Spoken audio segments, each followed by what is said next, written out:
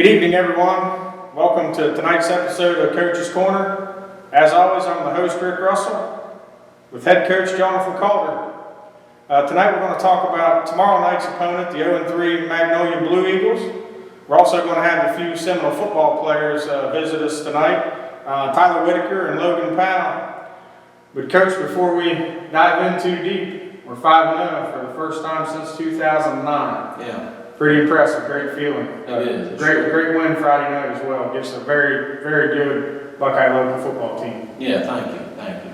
Yeah, I knew going into it, we mentioned that they played a lot of hard, tough teams with good records.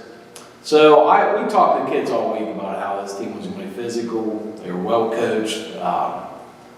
Kind of before the game, I got the sense that our kids just weren't prepared, for that physical play.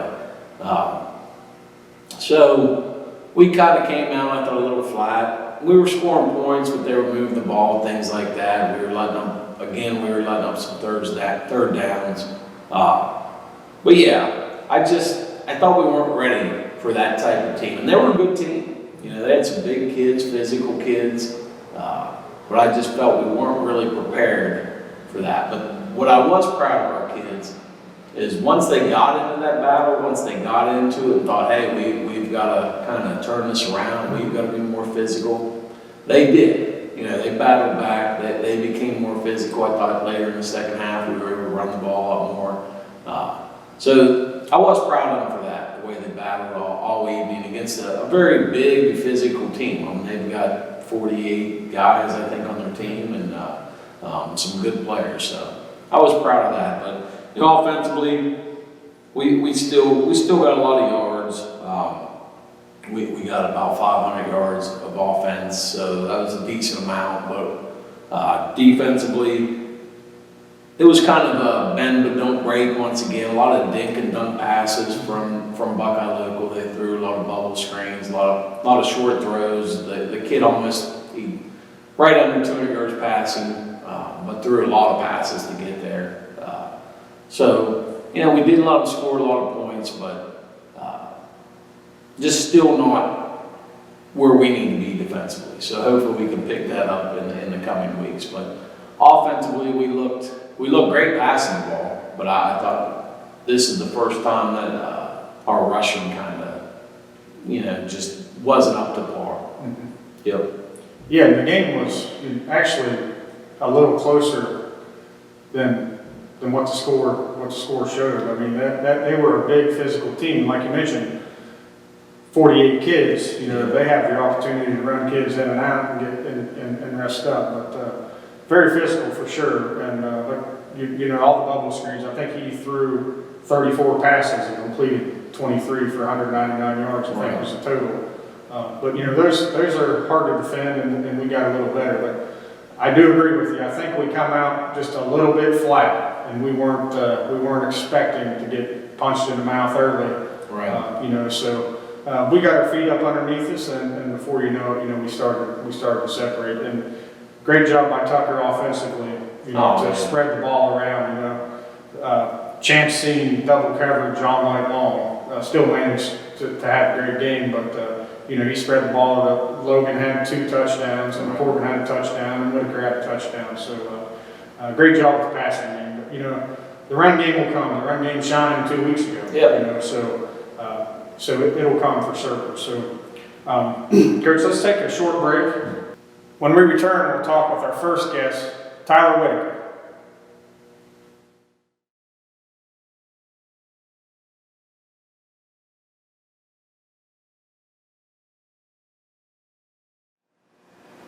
Welcome back, everyone. We're here with our first guest of the evening, Tyler Whitaker, number 51, number 21, lineman, receiver, tight end, everything. Congratulations on the win last Friday night. Heck of a job on both sides of the ball. A team like Buckeye local, 48 kids on the roster, and unfortunately, we don't have those kind of numbers quite yet. We'll get there. But a lot of you guys, are forced to play both ways, and you're one of those people. So, as a matter of fact, in the first half, you caught a touchdown pass and wore number 21. And the second half, you come out of the locker room with number 51. So explain to us what took place at halftime. What was up with the change? Well, at halftime, I just looked at Coach. I said I thought that'd be better for the team if I switched back. It's where I've been all year, excluding the first game. And I don't know, I thought we looked better as a team, but the first quarter, or in the first half that is, I thought the line didn't look what we normally look. Yeah. And that's great for a player, a young kid, to do what's best for his team. And, we talked about this on a few episodes ago where you actually volunteered to move to the line, to help the team. And it helps to have, Corbin come in, and Corbin's playing fantastic, his first year playing high school football, which gives you the opportunity, to move back to the line and help the team where you can. So that's awesome, buddy. Buckeye Local is a Division V football team. Their line was big, and they were aggressive, and they had the opportunity to run people in and out. But on defense, you still finished with 6 tackles, and 3 of those were CBLs, caught behind the line, and one of those was a sack. So that's one heck of a big game from you, Tyler. Tell us a little bit about that performance and what you've seen out there last Friday night. Well, I started off, I remember my coach, defensive coordinator, Coach Shoemaker, told me, trusted what he told me, just followed my keys, got through the line, saw the ball, went to the ball. Simple as that. Good deal. So let's talk about offense now. So in the first quarter, you got a 23-yard touchdown pass, which is probably a great feeling being a senior, getting into the end zone. And then there again, second half, you come out as a lineman. So that's great. So what did you see out there as far as your touchdown pass and how the play developed? Well, I started off lined up. I saw the linebacker was a little deep. So I figured it'd go to the route underneath me and just ran my route.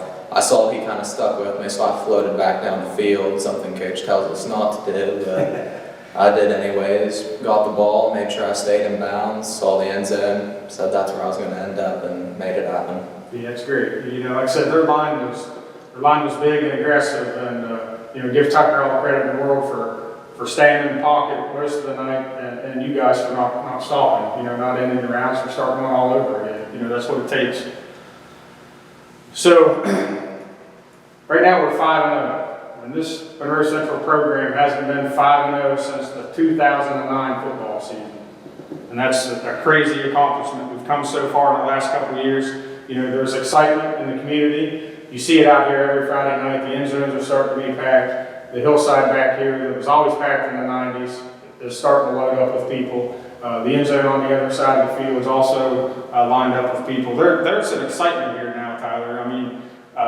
What's your feelings on the 5-0 start and what brought this team to this point so far this year? Well, I think to start it off, our class as a whole, we've all known since we were young, once we got to high school, something special was going to happen when we got older. Then you have our coaching staff who trust us, we trust them. It all just works together, and good situation, good things happen. That's perfect. That's a great explanation, great answer. So we got to keep this thing rolling though, right? Yep. So we're 5-0, first time since 2009, and tomorrow night we have Magnolia Blue Eagles coming to Woodsfield, and they're going to come here to play. They are 0-3. They have some vulnerability on defense, giving up about 50 points a game, but they are still scoring close to 20 points a game. So they're going to come in here looking to come out with a win. So what can we expect from the Seminoles offensively and defensively tomorrow night? Well, defensively, our goal is to keep them scoreless, personally, because that's the standard we want to hold ourselves to. And offensively, let's just make that average of theirs go up. Good deal, good deal. I joke with Coach Sherman. I told him last year, I called him on like a Saturday morning, and I said, Coach, I woke up like 5 or 6 times through the night, and all I could hear was Coach Sherman yelling, Whitaker! Whitaker! I said, you got to stop that stuff. I got to get some sleep. But, it's great that you take the constructive criticism that you do, and these coaches really push each and every one of you, not just you, but the entire team to be the best they can. So that's great. Coach, you got anything to add on, Tyler? Yeah, Tyler is one of those kids, you talk about him playing a lot of different positions, and truthfully, offensively, I think he's played about every line position. Have you played tackle yet? Yeah. So yeah, he's played about every position on the line, as well as skills, tight end, wide receiver. I haven't done quarterback yet. Maybe next week. No quarterback. I don't know. Boy, I think we got a decent one. But We get him number 11, we take a chance with all we could. But you talk about him, his willingness to play the line. So last year, we were in a situation we kind of needed linemen. He was a tight end, but he came into my office and said, "Coach, I want to go play the line. I want to make the team better. I want to win ball games." So that just shows you what kind of kid that he is right there. Really it was, you don't hear that a lot. I don't care what era, what decade, you just don't hear that a lot. You don't hear kids say, "I'll switch positions," when their skills, a lot of them like to stay skills. But he did it for the betterment of the team, wanting to win games. So this year came, and I wanted to go double tight. Corbin Farnsworth came out, so I thought, hey, we'll have 2 tight ends. We can go double tight. He's a great blocker, so I thought, we'll go double tight. As the year progressed, kind of the same situation. He saw some things happening on the line that he didn't like. Came to me and said, "I want to play line again." So, that's where he's switching jerseys. But I truthfully, he's got some of the best hands on the team. That's why I keep putting him back at tight end. Runs great routes, got great hands, and when he gets the ball, he makes things happen, as he did last week. Making 2 or 3 guys miss. But he's a great kid in the locker room. He's always having fun, joking around. Which I love that. We missed that. Landon Leidick was that kind of kid last year, kind of the jokester in the locker room, having fun, having a good time. He's taken over that role this year. He did a little bit last year too, but always has fun in practice, and that's what you got to do. You got to love football, and he does. So, great kid, and can't wait to see the rest of the year what he does.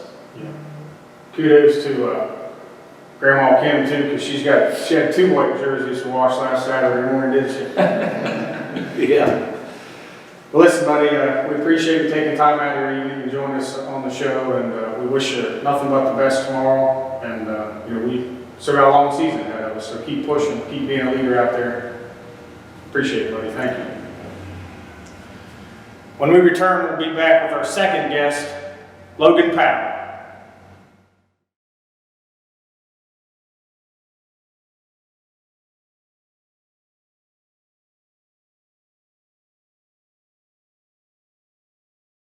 Welcome back, everyone. We're here with our second guest of the evening, number 25, Logan Powell. Logan, welcome to the show, buddy. Appreciate you having me. Absolutely. Congratulations on the big win against Buckeye Local. Thank you. Perfect. And I'm not going to lie to you, buddy. When Fenn asked me to do this, I was nervous. And the first kid that popped in my head for week 1 was you, because I thought, he's going to help me through this. You got a great personality, you're a likable kid, and you like to talk, right? Yeah. That's what I needed week 1. I've struggled to get to this point. So, anyway, buddy, welcome to the show. Let's talk a little bit about what you did offensively Friday night. You had 2 touchdown catches, one of 5 yards and one of 12 yards. And, being a senior and getting involved in the scoring has to feel wonderful, without a doubt. So, can you elaborate a little bit on your individual performance and the team performance as well? Yeah. Individually, I started off the season, a little slow, but that's to be expected when you have the talent around. Our offense has what we have with Chance, Cooper, Max, Tucker, all of them. But I had a few conversations with Coach Nixon talking about what I could do to get the ball and how I could improve. And he's like, just be patient. The game's coming. And finally having that game, felt really good. And team-wise, we had 5, 6 passing touchdowns. Ball was spread around, a lot of love went to everyone. Just felt good as a team to battle through that game and get a good win. Yeah. Chance had actually came to the sidelines there in the first quarter, late in the first quarter. They had their safety shading over on his side, so virtually he was double covered all night. But anyway, he came off the sidelines, and I said, we talked about that when he was on coach's corner. Teams are going to start doubling, which is going to open up yourself and Max and Cooper and Corbin, and that's exactly what happened. And, I told him just to be patient, and he said, "Rick, I'm not the only number on this team. We've got other players and other receivers." So that's the type of mentality that we need, and maybe we've been lacking in the past, but it's definitely shown this year. So defensively, you finished the game with 6 tackles and 1 CBO, and you delivered a couple of blows out there. Your solo tackles were pretty fierce. So now Buckeye local was kind of predictable at times. They threw a lot of bubble screens. Their quarterback was 23 to 34, and I bet you half of those passes were those little bubble screens. But what were you seeing out there defensively Friday night? Yeah, like you said, the bubble screens, they were throwing a lot of those. So there's a few things to fix, obviously. They completed and got some yards after the catch. We got to clean that up. We definitely just have to have our linebackers get out there and make sure to take away that bubble, be able to tackle in the open field, and just rally the ball up. So this team's now 5-0, and we haven't been 5-0. This program hasn't been 5-0 since the 2009 football season. So nearly 15 years. And there's a lot of work that's went into building this program, and now that you're a senior, explain to us how we've gotten here as a team with the senior leadership, the two-a-days, all the hard work, the dedication. Yeah, it's hours and hours of work, coming in back in, July, coming in here 2-a-days, conditioning, install practices. It's just hours and hours of work. And even the weightlifting before that.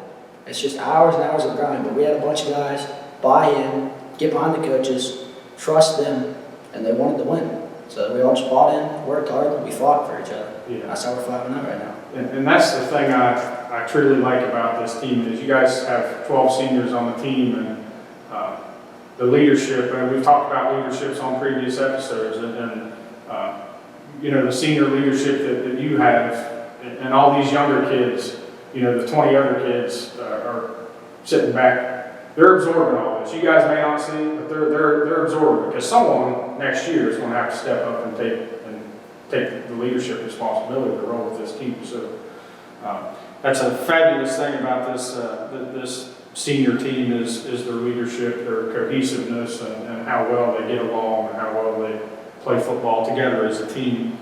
Which brings me to my next question. You're without a doubt the emotional leader on this football team. I see it out on the field when you make a big play or someone makes a big play. You're the first one there. You're the first one through the run through every Friday night. You remind me a lot of the way that your dad approached the game back in the 90s. Coach Calder and I both played with your dad. He was a year older than us, but he had those same traits. And I know you watched highlight films from your dad when he played football. Is that kind of where you've gathered all this? Did you kind of inherit it? Did he instill that in your head? You need to be a leader out there? Yeah, I honestly think he did. Going back, like you said, watching those highlight tapes, seeing how he played, that just inspired me. Knowing it was senior year, knowing we lost Dalton last year was really the heart and soul of that team. Mm-hmm. The emotional leader, knowing someone had to step up, watching that inspired me. Everything I am is because of my father. I am my father's son. He gave me the love for the sport. He's a great man. He really is. The only reason I ever played football is because back in second grade, he's like, "Hey, I think you saw it. I think it'd be good for you." So ever since that, everything I know about football has came from him. So yeah, it's definitely a direct correlation with him and my leadership. He's leading me right into all these questions. So now you talk about playing football in second grade. So you had to be the smallest kid on the team, right? Yeah. Yeah. So, but that doesn't mean anything with you because you play with a lot of heart. You play with a lot of edge. You love the game, and you've played sports all your life, and that's the way your father raised you. It's to love the game and play with every ounce of energy that you have. But what does it mean to you to be a part of this Seminole program for 4 years? You hate to bring it up. A lot of kids don't realize it and don't think about it, but your time in this program is just about up. Honestly, it is. You're guaranteed 5 more football games, and depending on how those go, we're going to continue to play in the playoffs, and I hope we do. What does it mean to you to be a part of this Seminole football program? It means a lot, honestly. The brotherhood, the tradition, all that. Friday nights, there's no better feeling. Going out there, playing as hard as you can for one another. Bond you're to make for a lifetime. I mean, there's nothing else that can ever compare to that, honestly. Yeah. And it never goes away. I'm 48 years old, and it's never gone away. I enjoy getting off work on Fridays, running home, showering, changing my clothes, and being out here by 4 o'clock, to cook sausage. That's the highlight of my weekend, you know what I mean? But I love being around you guys and the coaches and the sideliners. It's a great thing. Without Monroe Central football, honestly, my weekend would probably be very, very boring. So, there's one better thing than being 5-0, and that's 6-0. So, we've got to keep this thing rolling, of course, and Magnolia's coming to town tomorrow night, and they're not coming up here looking for a loss. They're traveling up here looking for a win. So, what can we expect tomorrow? You expect a pretty physical game. I mean, they might be 0-3, 0-4, or whatever, but they're not a horrible team. They're physical. They got big kids. They're going to come out, try and swing, punch us in the mouth, try and get up on us early. But we just got to make sure we hone in the defense, stop the run. Offense should do what it always does. Averaging however many points a game at this point. Yeah, that's one thing about Magnolia football is that they've always been physical. Yes. And I believe their quarterback's returning. He was one of the most talented kids on the team last year. So they're going to be good. They're going to be physical. So we got to be ready. Sure. Coach, you got anything to add on Logan? Yeah, Logan, I saw him play in youth a little bit. Me and my daughter cheered. And then, when did you break your arm? What year was that? 6th grade year? 6th grade. So I didn't really know Logan. I didn't know his dad, but I see this kid on the sidelines just cheering his teammates on. Always in the game, always, like I said, just cheering his other guys on, wanting them to do well. And he's the same way now. You talked about him not, getting as many catches as some guys, things like that, but he doesn't care. He wants to win. Don't get me wrong. He wants catches and touchdowns. Who doesn't? But he's happy for anybody on the team that does well. He blocks for guys, blocks really well. You mentioned when other guys get touchdowns, he gets excited, jumps up, celebrates with them. He's the emotional leader out there for sure. We've talked about a few guys, Tucker and things that don't show much emotion. He definitely shows the emotion. And you need guys like that. You want guys like that, the emotional guys on the field. But I'll tell you what's impressed me this year is tackling on defense. I don't know if you watched Michael Bunning films for the past summer or the summer and everything, but he's coming down hard from a safety spot, making some nice solo tackles. So that's really impressed me. But Logan's a kid that just absolutely loves football, loves playing, wants his teammates to do well all the time, but absolutely loves football. So I can't wait to see the rest of the year. Hopefully he can have some big plays, make some big plays like he did last Friday, and we'll see how the year goes. Before we go much further, Coach, when there's a flag thrown on the field, it's never Logan, right? Yes. Never him. No. With me, Coach. Never. Well, listen, buddy. Thank you for joining us tonight. We wish you the best of luck tomorrow. We still got a long season ahead of us, so wish you the best of luck there too.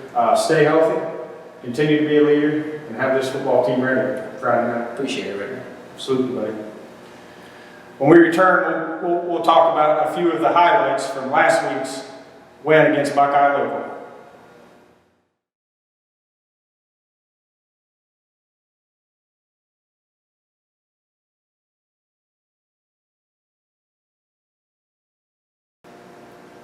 Tucker Howe hits Corbin Farnsworth for 42 yards. Tucker reads the safety and hits Corbin for a big gain. Tucker Howe finds Max Demchek for a 7-yard touchdown. Tucker rolls out and finds Max in the back of the end zone. Tyler Whitaker gets one of those tackles for a loss. Tyler gets great penetration and gets a big loss on the play. Tucker Howe with an 18-yard gain. We get some good blocks and Tucker gets a first down. Max Demchek takes a short pass and goes 16 yards. We get great blocks from Tyler and Logan, allowing for the big gain.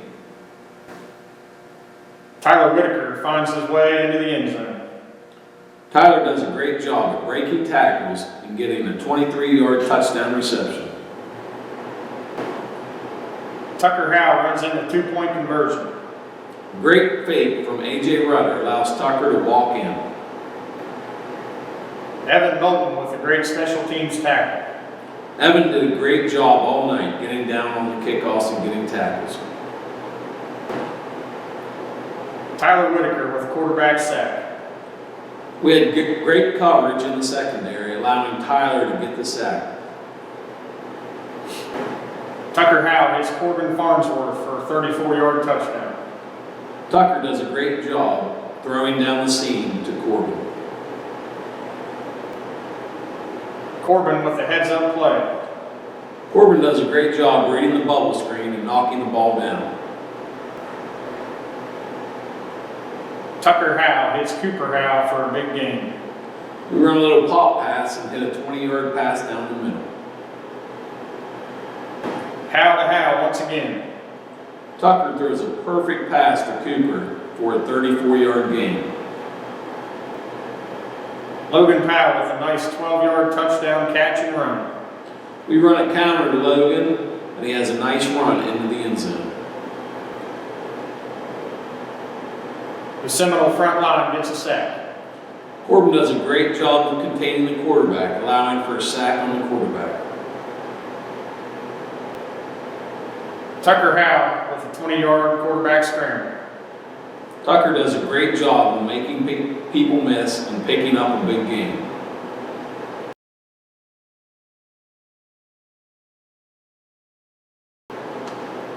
Tucker hits Max Demchek across the middle. Max does a great job of finding the hole across the middle for a 19-yard gain.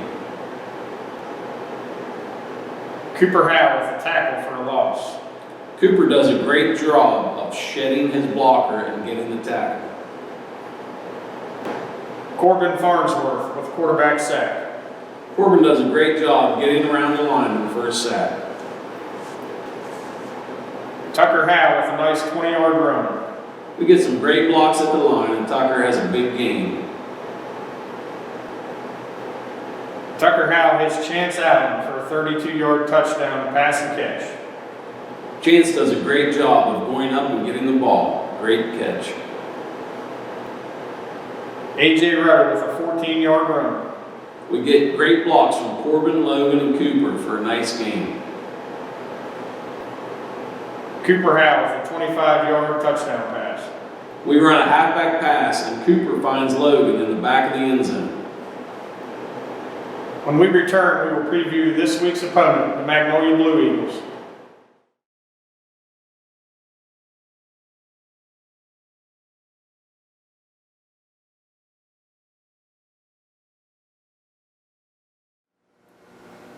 Welcome back, everyone.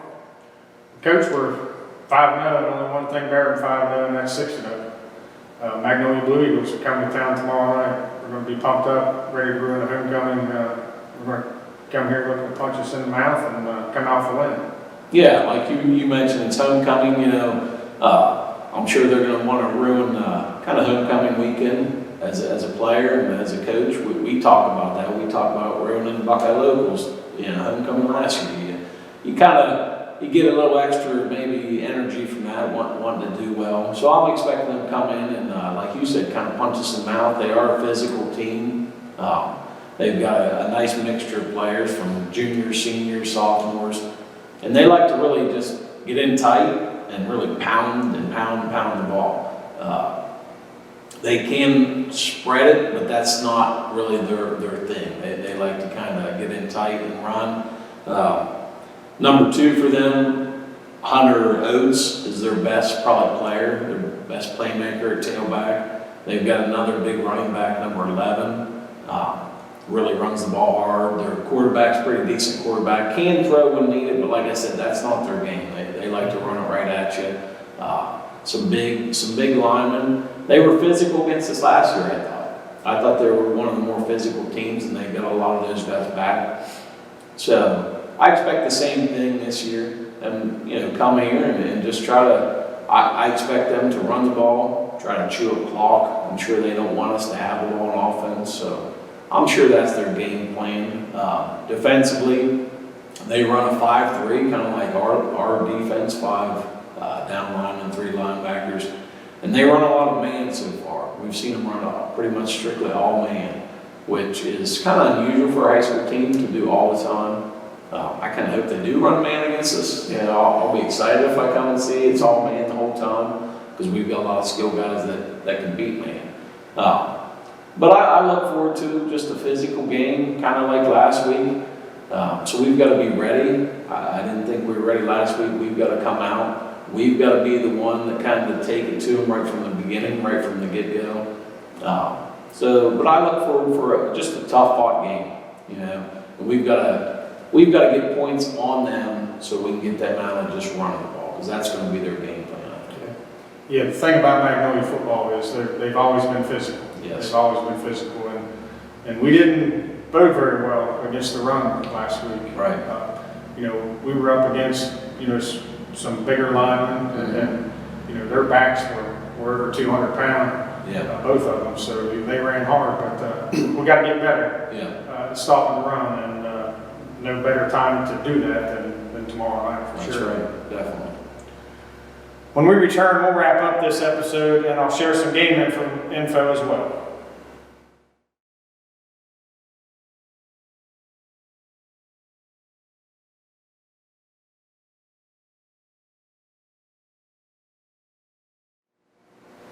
Welcome back, everyone.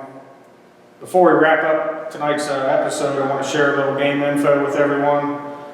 Just a reminder, tomorrow night is homecoming, so if you're free, please come watch the football team, enjoy the homecoming festivities. The tickets for tomorrow night's game will be sold at the gate for $6. There'll be 50-50 tickets available at both gates as well. The sideliners will serve sausage sandwiches just outside the field house, beginning at 5 o'clock. Also, the football moms will be selling programs at the gate for $5. Also, they'll be selling game ball raffle tickets, $1 each, 6 for $5. And tomorrow night's game ball sponsor is the Woodsfield Moose Lodge, 2247. I want to thank the other game ball sponsors as well: Joe and Chris Hoff, Traditions Restaurant; Derek Norman for Sheriff; Walter Russell for Commissioner; and the Woodsfield True Value. Some key dates for the upcoming week: there will be a JV game at the Highlands Sports Complex this Monday, September 30th at 6 p.m. They'll be taking on Wheeling Central Catholic. This week's junior high game will be at home on October 3rd at 6 p.m. Also, this week's youth games will be at home on September 28th. 5th and 6th grade start at 7 p.m. The 3rd and 4th grade play before them at 5 p.m. Be playing under the lights, Coach. That's right. Good for the youth program. That's awesome. Yeah, they love that. Awesome, yeah. Got any final comments leading into tomorrow night's game, Coach? Yeah, mainly we just had to be ready. I thought, like I said, last week I thought we came in a little flat. This team is kind of similar to them, so we need to come out fired up, ready to go, take it to them. Not kind of wait, not wait on them. We need to be the one that's enforcers. So I look forward to it. I think our guys are going to be ready. I think it kind of opened their eyes a little bit last week that, hey, there's teams out there that play physical football, not just us. So I think they are ready. They will be ready. And I look for, you know, pretty good output on both offense and defense. I'm sure you'll have the team ready, Coach, you and the staff, and want to congratulate you personally for your 5-0 start. Thank you. You know, the best start in 15 years, and I've already did a little Googling, so it's been 2004 since we started 6-0. So Yeah. maybe we'll talk about that next week. That's right. But it's all the players. I will say that it's all the players. Like I love coaching, but I want the players to have success. It's nothing about us and the coaching staff. It's all these guys that put in the work and the dedication to get these wins. Yeah, and it's great to have Tyler and Logan on the show tonight. Yeah. You know, those two have played a major role, and they've been here for 4 years. You know, they're 100%. seniors, so Yeah. they bought into what you and the coaching staff have been teaching, Yeah. and they love the program. Yep. That's fantastic, and you know, all these younger kids watch this senior leadership and learn and grow and continue to pass it on. And the sky's the limit for this program. Yeah, Without thank you. doubt, without doubt. That's a wrap for tonight. As always, join us next Thursday night. Coach and I will be here. We'll talk about next week's opponent, the Shenandoah Zeps, and we'll also touch base on hopefully another victory against the Magnolia Blue Eagles. Go Noles!